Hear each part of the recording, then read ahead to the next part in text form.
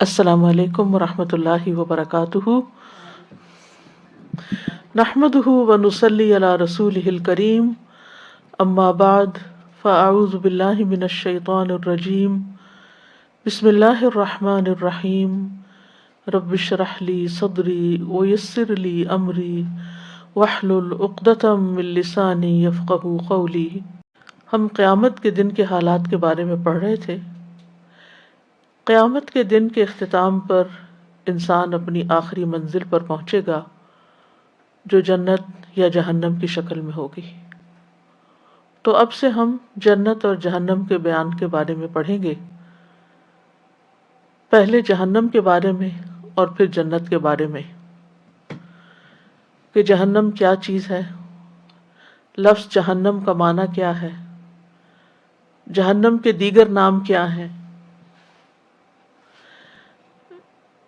جہنم میں جانے والوں کی تعداد کتنی ہوگی، دروازے کتنے ہیں، جہنم کے فرشتے کتنے ہیں، جہنم کی وسعت کتنی ہے، اس کے درکات کتنے ہیں، اس کی آگ کی شدت کیسی ہے، اہل جہنم کے اوصاف کیا ہیں، اور اس کے علاوہ بھی دیگر موضوعات پر انشاءاللہ ہم بات کریں گے۔ حقیقت یہ ہے کہ جو شخص اس دن جہنم سے بچ گیا، جہنم کی آگ سے بچ گیا اور جنت میں داخل کر دیا گیا، وہی دراصل کامیاب ہے۔ سورۃ آل عمران میں اللہ سبحانہ وتعالیٰ ارشاد فرماتے ہیں، ہر جان موت کو چکھنے والی ہے اور تمہیں تمہارے اجر قیامت کے دن پورے دیے جائیں گے۔ پھر جو شخص آگ سے دور کر دیا گیا اور جنت میں داخل کر دیا گیا تو یقیناً وہ کامیاب ہو گیا، اور دنیا کی زندگی تو دھوکے کے سامان کے سوا کچھ بھی نہیں۔ تو اصل کامیابی آخرت کی کامیابی ہے، اصل کامیابی آگ سے نجات ہے اور جنت میں داخلہ ہے۔ اللہ سبحانہ تعالیٰ نے یہ دنیا امتحان کے لیے بنائی، اور اس امتحان میں کامیاب ہونے کے لیے انبیاء اور رسل بھیجے تاکہ وہ انسانوں کو بتائیں کہ کامیاب ہونے کے طریقے کیا ہیں۔ تو جن لوگوں نے ان کی بات مان لی اور صراط مستقیم پر گامزن ہو گئے اور اس پر مرتے دم تک استقامت اختیار کی، اللہ اپنی فضل اور رحمت کے ساتھ ان کو کامیابی سے ہمکنار کرے گا۔ اور جنہوں نے رسولوں کی بات نہیں مانی اور اپنی خواہشات پر چلتے رہے، ان کا پھر آخری ٹھکانہ جہنم ہوگا۔ جہنم برحق ہے، یعنی جنت بھی برحق ہے اور جہنم بھی برحق ہے۔ یہ دونوں مقامات حقیقت میں ایگزسٹ کرتے ہیں، کیونکہ کچھ لوگوں نے نان مسلمز کے علاوہ مسلمز میں سے بھی کچھ لوگوں نے اس بات کا انکار کیا ہے کہ جنت اور جہنم واقعی حقیقت میں کوئی چیز ہے۔ نبی صلی اللہ علیہ وسلم نے فرمایا، جس نے گواہی دی کہ اللہ کے سوا کوئی معبود نہیں، وہ اکیلا ہے، اس کا کوئی شریک نہیں، اور محمد صلی اللہ علیہ وسلم اس کے بندے اور اس کے رسول ہیں، اور عیسیٰ علیہ السلام اس کے بندے اور اس کے رسول ہیں اور اس کا کلمہ ہے جسے اللہ نے مریم کی طرف القاء کیا تھا، اور اس کی طرف سے روح ہے، اور جنت حق ہے اور جہنم حق ہے، والجنت حق والنار حق، ادخلہ اللہ الجنت علی ما کان من العمل، تو اس نے جو بھی عمل کیا ہوگا آخر اللہ اسے جنت میں داخل کرے گا۔ تو گویا یہ ہمارے ایمان کا حصہ ہے کہ جہنم اور جنت برحق ہیں۔ جب انسان جہنم کی حقیقت کو سمجھ لیتا ہے تو انسان کی زندگی کا رخ بدل جاتا ہے، انسان کی پرائرٹیز، ترجیحات تبدیل ہو جاتی ہیں۔ مسند احمد کی روایت ہے، رسول اللہ صلی اللہ علیہ وسلم نے فرمایا، میں وہ کچھ دیکھتا ہوں جو تم دیکھ نہیں سکتے، میں وہ کچھ سنتا ہوں جو تم نہیں سنتے۔ آسمان چرچرانے لگے، اور ان کا حق بھی ہے کہ وہ چرچرائیں، کیونکہ آسمان میں 4 انگلیوں کے برابر بھی ایسی جگہ نہیں ہے جس پر کوئی فرشتہ سجدہ ریز نہ ہو۔ اگر تمہیں وہ باتیں معلوم ہوتی جو میں جانتا ہوں تو تم بہت کم ہنستے اور بہت زیادہ روتے، اور بستروں پر اپنی عورتوں سے لطف اندوز نہ ہو سکتے، اور پہاڑوں کی طرف نکل جاتے تاکہ اللہ کی پناہ میں آ جاؤ۔ تو اس سے یہ پتہ چلتا ہے کہ جہنم کوئی معمولی چیز نہیں، وہ بہت بڑی بلا ہے۔ اور پھر یہ کہ جو شخص اس کا انکار کرتا ہے، یا جو شخص اللہ اور اس کے رسول کا اور آخرت کا انکار کرتا ہے، تو اس کا پھر ابدی ابدی ٹھکانہ جہنم ہوگا۔ یہ ایک مستقل اقامت گاہ ہے۔ رسول اللہ صلی اللہ علیہ وسلم نے فرمایا، تم جانتے ہو کہ ہمیں اللہ کی طرف لوٹنا ہے، پھر جنت کی طرف یا جہنم کی طرف جانا ہے۔ وہ ایسی مستقل اقامت گاہ ہے کہ وہاں سے روانگی نہیں ہوگی۔ وہ ایسی ہمیشگی ہے جہاں موت نہیں آئے گی۔ وہاں ایسے جسم ہوں گے جو مرنے والے نہیں، جن کو فنا نہیں۔ فرشتے بھی جہنم سے ڈرتے ہیں۔ انس بن مالک کہتے ہیں کہ رسول اللہ صلی اللہ علیہ وسلم نے جبریل سے پوچھا علیہ السلام، کیا بات ہے کہ میں نے میکائیل کو کبھی ہنستے ہوئے نہیں دیکھا؟ انہوں نے جواب دیا کہ جب سے جہنم کو پیدا کیا گیا ہے میکائیل کبھی نہیں ہنسے۔ اسی طرح ایک اور روایت میں آتا ہے کہ نبی صلی اللہ علیہ وسلم جب معراج کے موقع پر آسمانوں پر تشریف لے گئے تو فرشتوں کے جس گروہ کے پاس سے بھی گزرے انہوں نے آپ کو سلام بھی کیا اور آپ کو دیکھ کر مسکرائے بھی، لیکن جہنم کا داروغہ مالک، اس نے جب آپ کو دیکھا سلام تو کیا لیکن مسکرایا نہیں۔ تو آپ نے جبریل سے پوچھا کہ سب فرشتے مسکرائے ہیں لیکن مالک نہیں مسکرایا۔ تو آپ نے فرمایا کہ جب سے وہ پیدا ہوا ہے یا جب سے اس کی یہ ڈیوٹی لگی ہے اور جب سے اس نے جہنم کے حالات دیکھے ہیں وہ آج تک نہیں مسکرایا۔ تو حقیقت یہ ہے کہ جو اس کی حقیقت کو جان لے، جہنم کو پہچان لے، پھر وہ اس زندگی کو عیش و عشرت میں نہیں گزار سکتا، ضائع نہیں کر سکتا، بیکار میں نہیں گنوا سکتا۔ وہ اپنے زندگی کے ایک ایک لمحے کی قدر کرے گا تاکہ میں کچھ ایسے نیک اعمال کر جاؤں کہ جس کی وجہ سے میرا آخری ٹھکانہ جنت ہو نہ کہ جہنم۔ لفظ جہنم جو ہے اس کے معنی کے بارے میں دو اقوال ہیں۔ یونس بن حبیب اور اکثر نحوی کہتے ہیں کہ جہنم آگ کا نام ہے جس آگ کے ذریعے اللہ آخرت میں عذاب دے گا، اور یہ عجمی لفظ ہے، عربی نہیں۔ عجمی کا مطلب کیا ہے؟ یعنی غیر عربی لفظ ہے۔ اس کو معرفہ اور عجمی کلمہ ہونے کی وجہ سے غیر منصرف پڑھا جائے گا۔ دوسرے لوگ کہتے ہیں کہ جہنم عربی لفظ ہے، یہ آخرت کی آگ کا نام رکھا گیا ہے کیونکہ اس کا پیندہ بہت زیادہ دور ہوگا، یعنی اس کے گہرائی کی وجہ سے اس کا نام جہنم رکھا گیا ہے۔ جہنم کے کچھ دیگر نام بھی ہیں۔ یہ وہ نام ہیں جو قرآن مجید میں جہنم کی آگ کے لیے بولے گئے ہیں جو آخرت میں ہوگی۔ اس میں الہاویہ، اللظیٰ، الحطمہ، سجین، سقر، جہیم، سعیر اور جہنم۔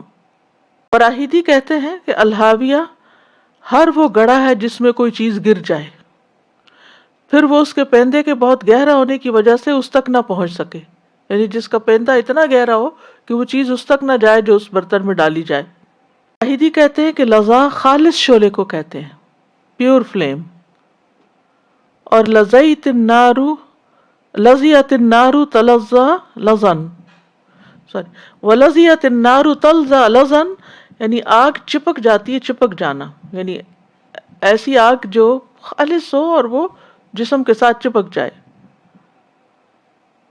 ابن منظور کہتے ہیں اس کا یہ نام اس لیے رکھا گیا ہے کیونکہ وہ ہر طرح کی آگ سے زیادہ سخت ہے۔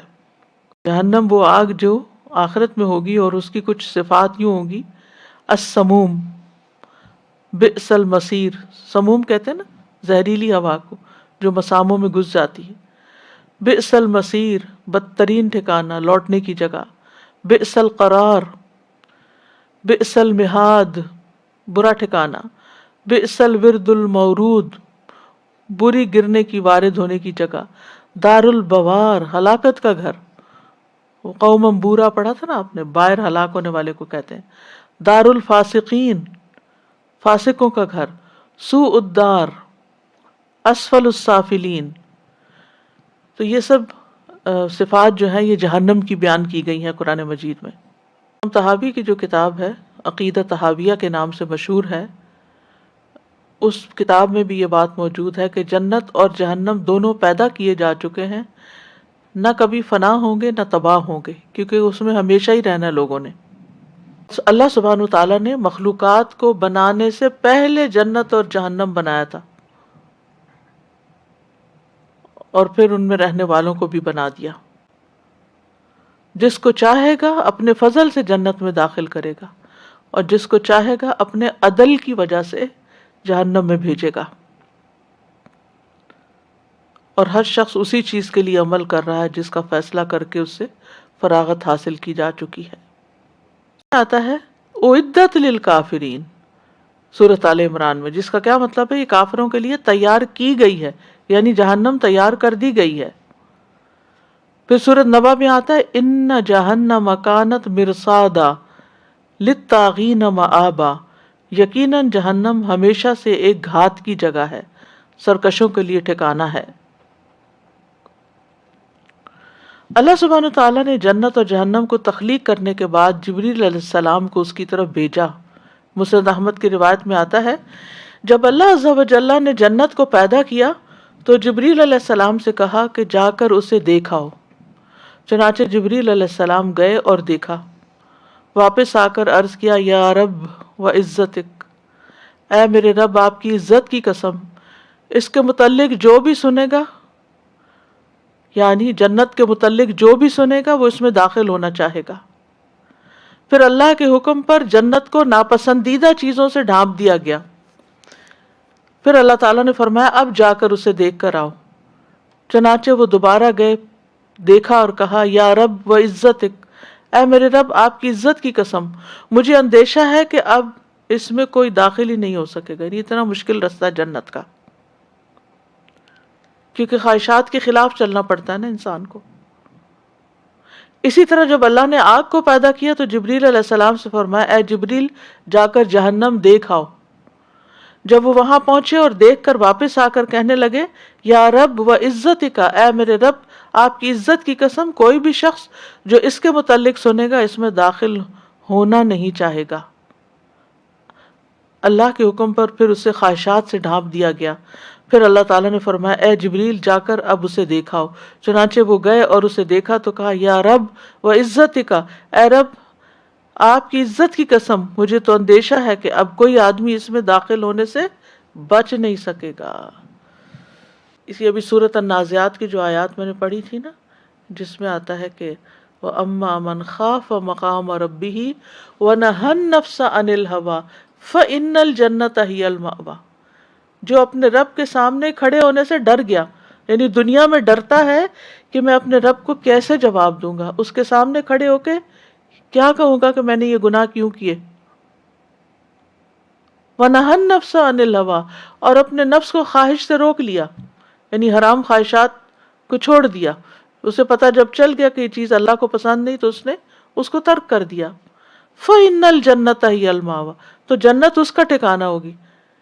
لیکن اگر کوئی شخص اپنی ہی خواہشات پہ چل رہا ہے، اگر ہماری خواہش یہ ہے کہ ہم ایسے کپڑے پہنے کہ جو بالکل آج کل کے ٹرینڈز کے مطابق ہو، چاہے اس میں ہمارا جسم ننگا ہو یا وہ ٹائٹ ہو یا وہ ہمیں ڈھکتے ہوں یا نہ ڈھکتے ہوں، یہ خواہش ہے نا، خواہش نفس ہے کہ گو ود دا فلو، جو لوگ کر رہے ہیں تم بھی وہی کرو۔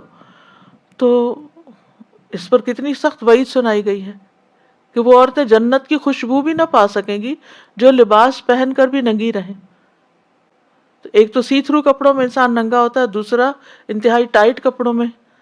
تو اب آپ دیکھیں کہ بعض اوقات گاؤنز اور جو اوپر کے ڈریسز ہیں وہی اتنے ٹائٹ ہوتے ہیں کہ اس میں سے جسم سارا دکھ رہا ہوتا ہے، یہ سب کچھ نظر آ رہا ہوتا ہے۔ لیکن ہم کیا کریں، ہماری خواہش ہے یہ ایسا لباس پہننا، یا اسی طرح جب کسی چیز کے بارے میں پتہ چل جائے یہ مشکوک ہے، یہ حرام ہے، نہیں کھانی، لیکن ہمیں پسند بہت ہے تو اس لیے بسم اللہ پڑھ کے کھا لیتے ہیں، کوئی بات نہیں۔ تو جنت میں جانے کے لیے خواہش نفس کو روکنا بہت ضروری ہے۔ اسی لیے اللہ نے جو شراب حرام کی، زنا حرام کیا اور حرام حلال کا کانسیپٹ دیا، تو ان چیزوں کو مد نظر رکھنا بے حد ضروری ہے۔ صرف خواہشات کے پیچھے چل کے زندگی بسر نہیں کرنی چاہیے۔ بہرحال یہ حدیث تو یہاں اس لیے لائی گئی کہ یہ بتایا جائے کہ جنت اللہ تعالیٰ نے تخلیق کی اور اس کو دیکھنے کے لیے جبریل کو بھیجا، جہنم بھی اللہ نے بنائی اور اس کو دیکھنے کے لیے جبریل علیہ السلام کو بھیجا. تو اس لیے ہم اس کا انکار نہیں کر سکتے کہ یہ قیامت کے دن جنت جہنم بنے گی، نہیں، وہ اب بھی ہے. نبی صلی اللہ علیہ وسلم کو بھی جہنم دکھائی گئی تھی. حضرت عائشہ کہتی ہیں رسول اللہ صلی اللہ علیہ وسلم نے فرمایا، یقیناً میں نے اس مقام پر کھڑے ہر چیز کو دیکھا ہے جس کا مجھ سے وعدہ کیا گیا تھا، حتیٰ کہ میں نے یہ بھی دیکھا کہ جنت کے انگوروں سے ایک خوشہ توڑنے کا ارادہ کر رہا ہوں جب تم نے مجھے آگے بڑھتے ہوئے دیکھا. اسی طرح میں نے جہنم کو بھی دیکھا، اس کے شعلے ایک دوسرے کو توڑ رہے تھے جب تم نے مجھے پیچھے ہٹتے ہوئے دیکھا. صلی اللہ علیہ وسلم کو یہ ان چیزوں کا مشاہدہ کروایا گیا، یعنی جنت اور جہنم دونوں کا. عبداللہ بن عباس کہتے ہیں کہ رسول اللہ صلی اللہ علیہ وسلم نے فرمایا، مجھے نماز کی حالت میں جہنم دکھائی گئی، مجھے نماز کی حالت میں جہنم دکھائی گئی، چنانچہ میں نے آج کی طرح کا ہیبت ناک منظر کبھی نہیں دیکھا، یعنی اتنا خوفناک چیز کبھی بھی نہیں دیکھی. مرنے کے بعد مرنے والے کو جنت یا جہنم میں اس کا ٹھکانہ دکھایا جاتا ہے، یعنی قبر میں جب انسان جاتا ہے. عبداللہ ابن عمر رضی اللہ عنہ کہتے ہیں کہ رسول اللہ صلی اللہ علیہ وسلم نے فرمایا، جب تم میں سے کوئی مر جاتا ہے تو ہر صبح اور شام اسے اس کا ٹھکانہ دکھایا جاتا ہے. اگر وہ جنتی ہے تو جنت میں، اگر جہنمی ہے تو جہنم میں. پھر اسے کہا جاتا ہے کہ یہی تیرا مقام ہے یہاں تک کہ قیامت کے دن اللہ تجھے اٹھائے. تو اس سے یہ پتہ چلتا ہے کہ جنت اور جہنم قیامت کے آنے سے پہلے ہی بن چکے ہیں. قیامت کے دن تو بس اس میں مجرموں کو ڈالا جائے گا، جیسے کہ سورۃ مریم میں آتا ہے، قسم ہے تیرے رب کی، بے شک ہم ان کو اور شیطانوں کو ضرور اکٹھا کریں گے، پھر بے شک ہم انہیں جہنم کے گرد ضرور گھٹنوں کے بل گرے ہوئے حاضر کریں گے، پھر بے شک ہم ہر گروہ میں سے اس شخص کو ضرور کھینچ نکالیں گے، یعنی ہر گروہ میں سے اس شخص کو باہر نکال لیں گے جو ان میں سے رحمان کے خلاف زیادہ سرکش ہے. پھر یقیناً ہم ان لوگوں کو زیادہ جاننے والے ہیں جو اس میں جھونکے جانے کے زیادہ حقدار ہیں. یعنی کس کو جہنم میں جانا چاہیے ہمیں زیادہ پتہ ہے. اللہ تعالیٰ اپنے علم کی بنا پر، اپنے عدل کی بنا پر ایسے لوگوں کو جہنم میں بھیج دے گا. پھر اسی طرح کافروں، ظالموں کو قیامت کے دن جہنم کی راہ دکھائی جائے گی اور وہ اس میں ہمیشہ رہیں گے. سورۃ النساء میں آتا ہے، کیا اور ظلم کیا، اللہ کبھی ایسا نہیں کہ انہیں بخشے اور نہ یہ کہ انہیں کسی سیدھے راستے کی ہدایت دے سوائے جہنم کی راہ کے جس میں وہ ہمیشہ رہنے والے ہیں، ہمیشہ ہمیشہ، اور یہ ہمیشہ سے اللہ پر بڑا ہی آسان ہے. تو کفر اور ظلم یعنی شرک ایسی چیزیں ہیں کہ جو انسان کو سیدھی جہنم میں لے جانے والی ہیں. اسی طرح مختلف طرح کے جرائم کرنے والے بھی جہنم کی طرف ہانکے جائیں گے. بعض مجرموں کو پیاس سے ہانکتے ہوئے لے جایا جائے گا. لوگ جنہوں نے کفر کیا گروہ در گروہ جہنم کی طرف ہانکے جائیں گے، یہاں تک کہ جب وہ اس کے پاس آئیں گے تو اس کے دروازے کھولے جائیں گے، یعنی باقاعدہ گیٹس ہیں جہنم کے، اور اس کے نگران ان سے کہیں گے، کیا تمہارے پاس تم میں سے کچھ رسول نہیں آئے تھے جو تم پر تمہارے رب کی آیات پڑھتے ہوں اور تمہیں تمہارے اس دن کی ملاقات سے ڈراتے ہوں؟ کہیں گے کیوں نہیں، لیکن عذاب کی بات کافروں پر ثابت ہو گئی. کہا جائے گا پس جہنم کے دروازوں میں داخل ہو جاؤ، اس میں ہمیشہ رہنے والے، پس وہ تکبر کرنے والوں کے لیے برا ٹھکانہ ہے. تو اس سے بھی پتہ چلتا ہے کہ تکبر کی صفت جو ہے، ایروگنس جو ہے، وہ انسانوں کو جہنم میں لے جانے والا ہے. کو ان کے جوڑوں کے ساتھ جہنم میں بھیجا جائے گا. جس سے اگر کوئی ہسبینڈ وائف دونوں جہنم ڈیزرو کرتے تو دونوں ہی کو اکٹھا، یا اسی طرح دوست یا جن کے ساتھ انسان دوستی رکھتا ہے. سورۃ صافات میں اللہ تعالیٰ فرماتے ہیں، اکٹھا کرو ان لوگوں کو جنہوں نے ظلم کیا اور ان کے جوڑوں کو اور جن کی وہ عبادت کیا کرتے تھے، یعنی معبود بھی ساتھ ہی اللہ کے سوا، پھر انہیں جہنم کی راہ کی طرف لے چلو. پھر پہلے لے جایا جائے گا، گروہ بن گئے، گروہ پہ چل رہے ہیں اس رستے پہ، پھر آگے مجرموں کو جہنم میں دھکیل دیا جائے گا. سورۃ دخان میں آتا ہے، پھر اسے بھڑکتی ہوئی آگ کے درمیان تک دھکیل کے لے جاؤ، سواء الجحیم، اندر تک چھوڑ کے آؤ۔ پھر یہ کہ سختی سے دھکیلا جائے گا، دھکے مار مار کے۔ سورۃ طور میں آتا ہے دن انہیں جہنم کی آگ کی طرف دھکیلا جائے گا، سخت دھکیلا جانا، بری طرح دھکے مار کے ان کو پھینک دے، کیونکہ وہ اندر جانا نہیں چاہیں گے۔ آپ سوچیں گہری کھائی اور اوپر سے کوئی دھکا دے کے گرا دے، کیا حال ہوگا۔ یہی ہے وہ آگ جسے تم جھٹلاتے تھے، جس کا تمہیں یقین نہیں تھا۔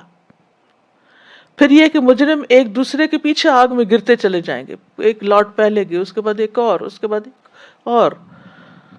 ابو سعید خدری رضی اللہ عنہ سے روایت ہے، وہ کہتے ہیں کہ رسول اللہ صلی اللہ علیہ وسلم نے فرمایا، پھر انہیں اکٹھا کر کے جہنم کی طرف ہانکا جائے گا، وہ جہنم سراب کی طرح ہوگی اور اس کا حصہ ایک دوسرے کو توڑ رہا ہوگا، اور لوگ آگ میں گرتے چلے جائیں گے، یعنی ایک دوسرے کے پیچھے بس گرتے ہی جا رہے ہوں گے، گرتے ہی جا رہے ہوں گے۔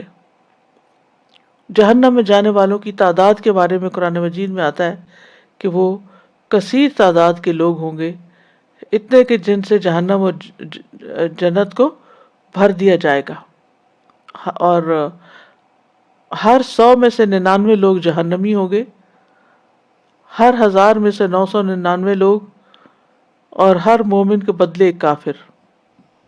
کہ جب یہ جانور شکار کرتے ہیں، اگر شکار کا وہ منظر آپ دیکھیں تو اپنے مطلب یا اپنے مقصد یا اپنے گول کو اچیو کرنے کے لیے کس قدر کانشیس ہوتے ہیں، کس قدر ایفرٹ لگاتے ہیں، اور کس قدر چوکنے ہوتے ہیں، اور پھر کیسے حملہ آور ہوتے ہیں اور کیسے پہنچتے ہیں اس کی طرف، تبھی تو سروائیو کرتے ہیں۔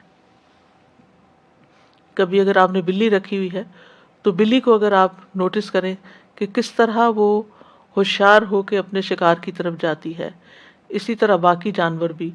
لیکن انسان اپنے مقصد زندگی کو نہیں سمجھتا کہ اسے اللہ کی عبادت کے لیے پیدا کیا، یا جو ذمہ داریاں اس پہ ڈالی گئی ہیں ان کی طرف وہ اسی طرح ہوشیار چوکنا ہو کے رہے۔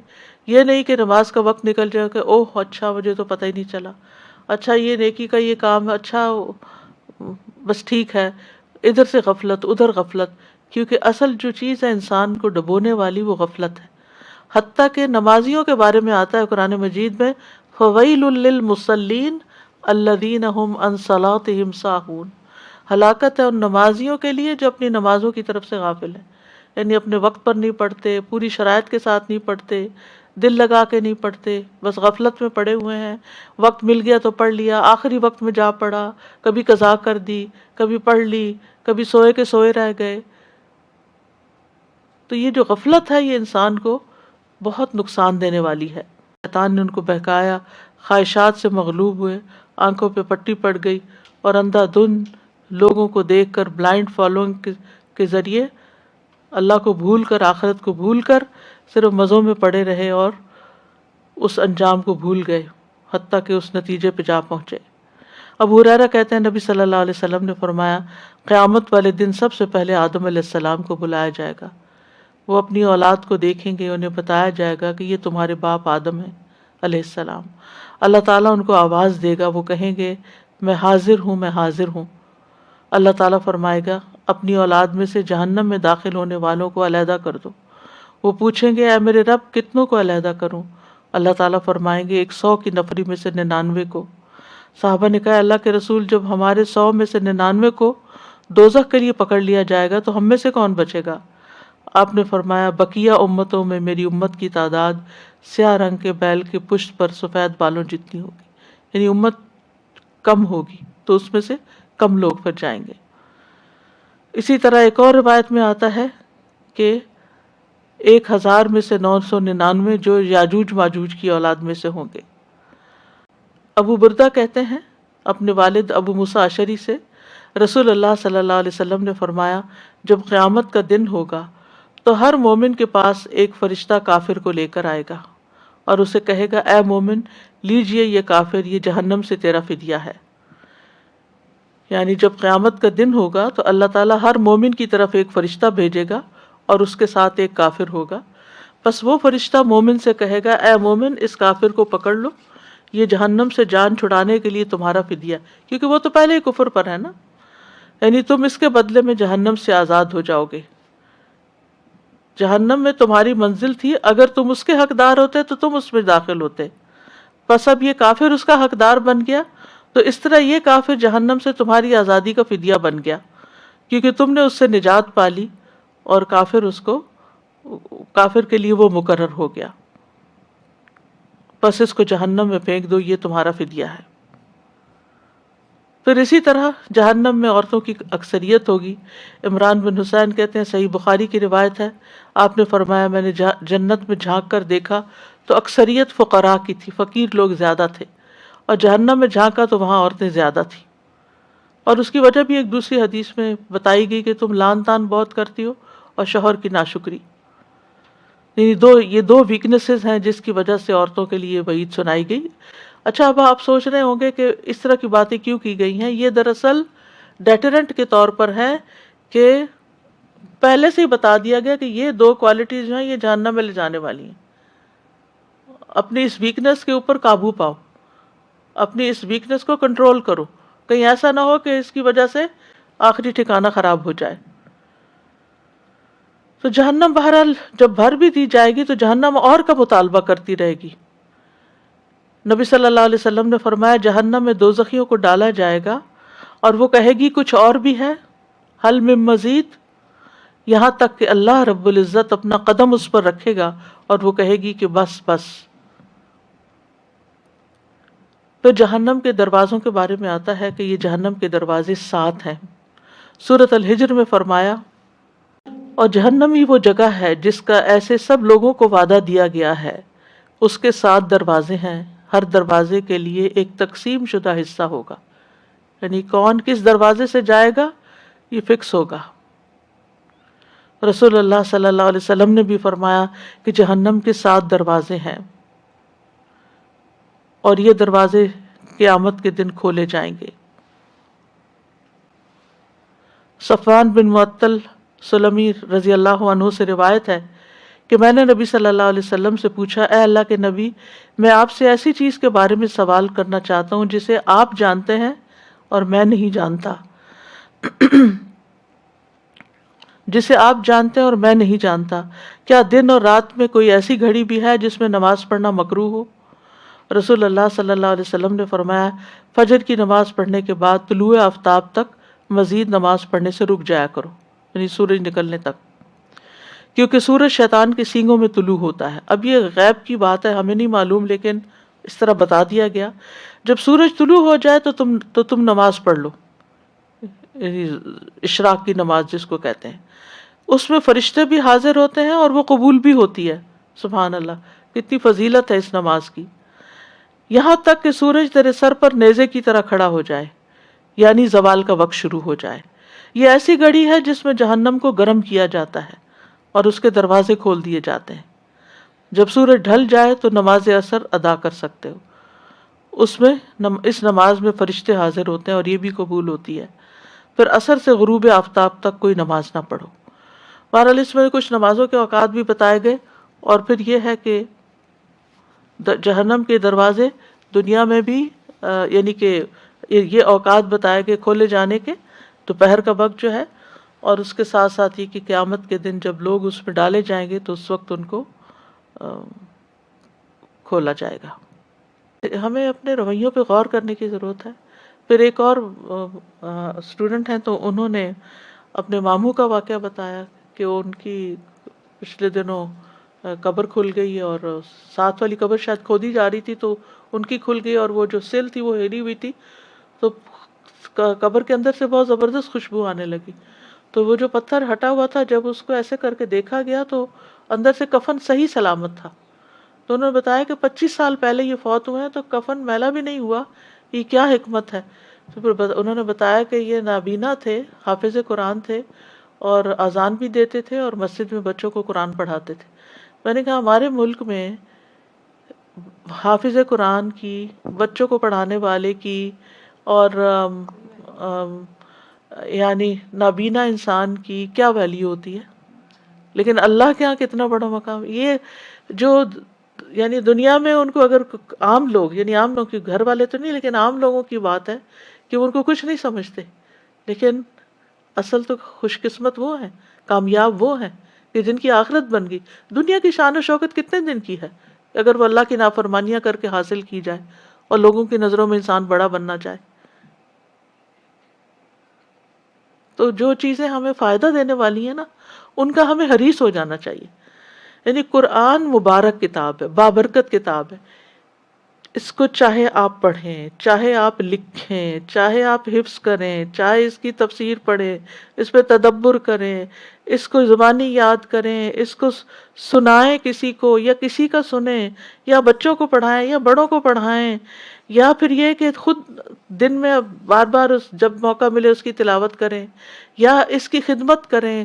جیسے مختلف کورسز ہوتے ہیں اس میں ٹیسٹ پیپر بنانا، ان ٹیسٹ پیپرز کو چیک کرنا، اسٹوڈنٹس کے سبق سننا، اسٹوڈنٹس کو مدد کرنا، ان کو فیسیلیٹیٹ کرنا، پھر ٹیکنالوجی کے ساتھ مدد دینا کہ اس نیت کے ساتھ کہ میں قرآن کی خدمت کر رہی ہوں. یہ سارا قرآن سے ایک تعلق اور محبت کی علامت ہے. لیکن اگر ہمارے دن میں سارے کاموں کا وقت ہے اور قرآن کا ہی وقت نہیں ہے، یا ہم تھوڑی دیر بس ہاتھ لگاتے ہیں، تو یہ پھر اپنے ساتھ ہی دھوکہ کر رہے ہیں، اپنے ساتھ ظلم کر رہے ہیں. ہمارا ہدف اور ہم و غم اور گول یہ ہونا چاہیے کہ صرف واجبی کاغذی کارروائی اور صرف چیک لسٹ ہی نہیں ہونی چاہیے کہ ہاں یہ پڑھ لیا، یہ کر لیا، بلکہ اس میں ہر دن مزید اضافہ ہونا چاہیے اور اخلاص میں اضافہ ہونا چاہیے اور شوق اور محبت میں اضافہ ہونا چاہیے. اس کام کو ایک مجبوری سمجھ کے نہ کیا جائے. اس کی نشر و اشاعت، اس کو پھیلانا وجاہدہم بہ جہادا کبیرہ میں آتا ہے. سبحانک اللہم و بحمدک اشہد ان لا الہ الا انت استغفرک و اتوب الیک.